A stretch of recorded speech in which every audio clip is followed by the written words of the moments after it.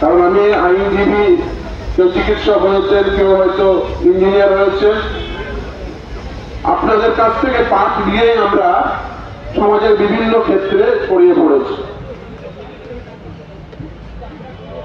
ধ্রুববাবু বলছিলেন যে নেতারা আজকে বক্তব্য রাখছেন বা যে সমস্ত রাজ্য সরকার এখনো ডিসাইড করে নিয়েছেন যে তারা শিক্ষকদের বাধ্যতামূলকভাবে টেট দিতে হবে, এই সিদ্ধান্ত গ্রহণ করেছেন, সেই নেতারা কি প্রাথমিক স্কুলের শিক্ষা নিয়েছেন সেই সমস্ত মাস্টারদের কাছে যারা টেট পাস করেছেন? না। টেট এর উৎপত্তি কিভাবে হলো? শিক্ষা হলো যৌথ তালিকার বিষয়, অর্থাৎ কেন্দ্র এবং রাজ্য উভয়ে আইন তৈরি করতে পারে। রাইট টু এডুকেশন অ্যাক্ট 2009 এলো। রাইট টু এডুকেশন অ্যাক্টে বলা আছে যে একটা একাডেমিক অথরিটি থাকবে, দেশে একটা একাডেমিক অথরিটি থাকবে। সেই একাডেমিক অথরিটি হচ্ছে এনসিটি। সেই এনসিটি 2010 সালে তারা প্রথম মিনিমাম এলিজিবিলিটি ক্রাইটেরিয়া ঠিক করলো যে প্রাথমিক স্কুলের শিক্ষক হওয়ার জন্য বাধ্যতামূলকভাবে কি কি কোয়ালিফিকেশন থাকা যায়।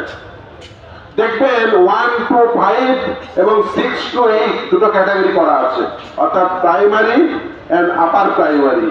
এই দুটো হচ্ছে এলিমেন্টারি এডুকেশন।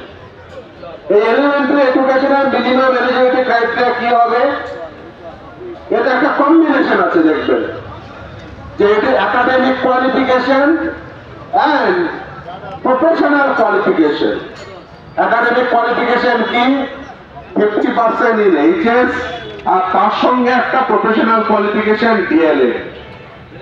পরবর্তীতে এনসিটি এর এই যে মিনিমাম এলিজিবিলিটি ক্রাইটেরিয়া যে নোটিফিকেশন, সেটা টাইম টু টাইম অ্যামেন্ড হয়েছে।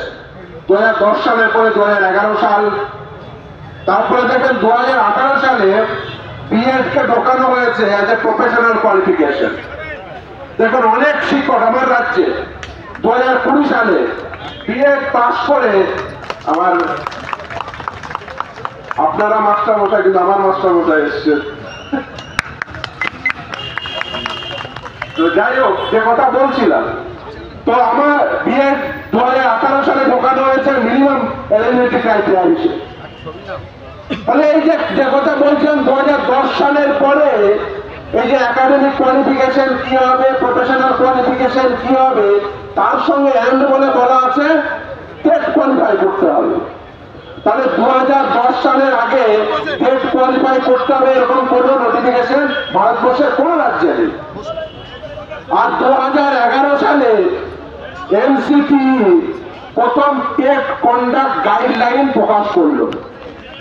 তাহলে তার আগে টেট কিভাবে নিতে হবে এই কোন গাইডলাইন কোন সরকারের সঙ্গে ছিল না, কোন সরকার কখনো প্রকাশ করেনি।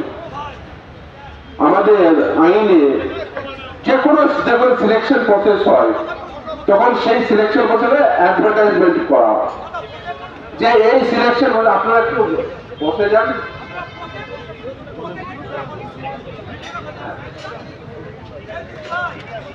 আমি বুঝতে পারছি আপনারা